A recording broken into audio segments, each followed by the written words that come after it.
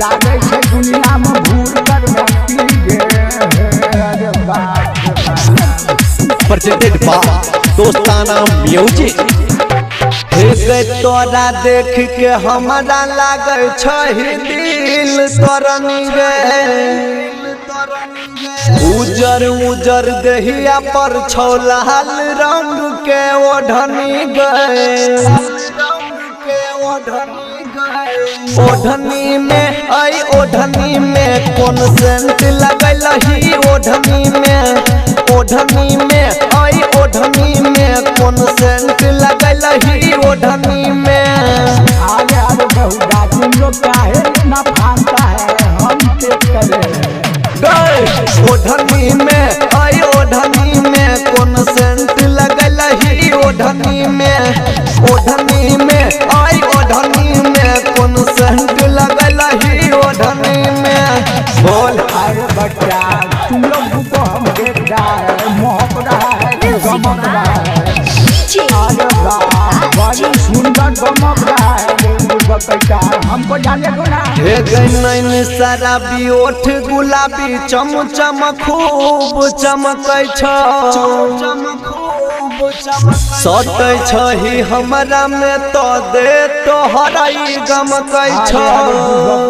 हमको सच में दो ओढ़नी में आई ओढ़नी में कौन सेंट लगल ही ओढ़नी में आई ओढ़नी में कौन सेंट लगल ही ओढ़नी में presented by दोस्ताना म्यूजिक। ओढ़नी में आई ओढ़नी में कौन सेंट लगल ही ओढ़नी में आई ओढ़नी में कौन सेंट लगल ही ओढ़नी में कौन सेंट लगल ही Music by DJ Om Prakash कौन सेंट लगल ही ओढ़नी में हे गया मोदल बेला के गे फेरा में तू रहै छी हाँ जय जग सुंदर के तू सच बात नहीं कहै छी ओढ़नी में आई ओढ़नी में कौन सेंट लगल ही ओढ़नी में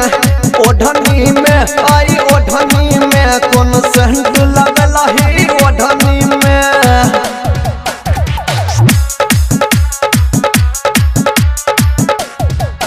हे गई ओढ़नी में आई ओढ़नी में कौन सेंट लगल ही ओढ़नी में आई ओढ़नी में कौन सेंट लगल ही ओढ़नी में अरे बाबू नहीं जानता है ये तो मजूमा सेंट नहीं तो भोग सेंट लगाई है अरे बाप रे बाप